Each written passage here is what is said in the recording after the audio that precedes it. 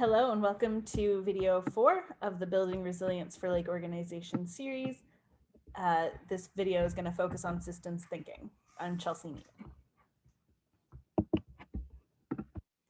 When we think of systems management, the first thing we generally think of is doing some management action and then having some measurable response to that action. However, in complex social ecological systems, it's not always that simple. A management action may have unintended or counterproductive responses. So it's not always this linear command and control. It's a lot more complicated and nuanced than that. One thing that's important to consider when we think about managing complex systems is that our lakes are an important piece of this larger complex ecological system. And so every decision we make will have a cascade of consequences across the entire system, not just for our individual lake. So when we think about management considerations, we have to think about everything that's occurring within our social ecological system. So everything that's occurring ecologically within the lake, within the watershed, within the region, but also things that are occurring socially within our lake organization, within the users of the lake, within our county. These are all things that we need to take into account. And this includes those fast and slow variables that we talked about in video 2. These are also really important things to take account into our management plans. And we also have to remember that all of these processes are occurring across all of these multiple scales. So our lake social ecological system, which includes our lake organizations, our lake itself, and the users on our lake, are also part of these systems that occur across multiple scales. So the social ecological systems of our lake system is a piece of the social ecological system within the watershed, within the landscape, within the region. And so with that in mind, we have to address one of the most important myths in natural systems management. And that myth is that we have direct control over everything that happens in our system. And this isn't really necessarily true. So we can regulate a lot of what happens in our system, but we can't sustain that in the long term in isolation from the rest of the landscape.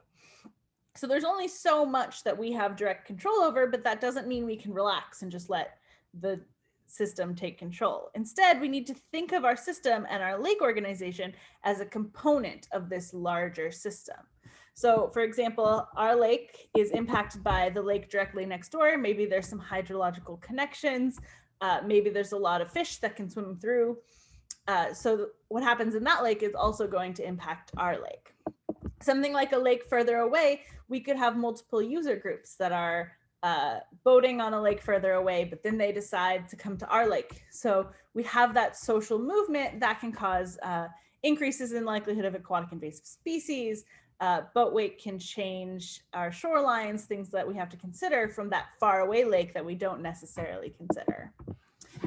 Something like a lake, maybe on the other side of the county, the fishery collapses and we have the next best walleye fishery.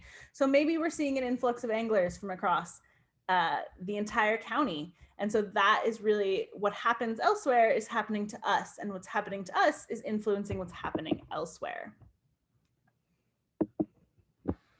And so there are three main principles of systems thinking, or this approach of thinking of our systems as these complex adaptive systems. And there are three main things we have to remember. And these might be a little bit,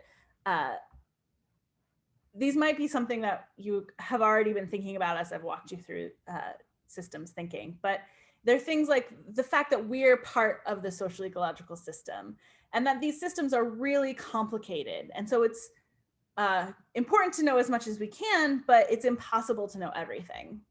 And the last thing is that resilience is that tool that we can use to maintain these systems in that state that we desire. And I'll walk through each of these. And so the first is that we're part of the social ecological system.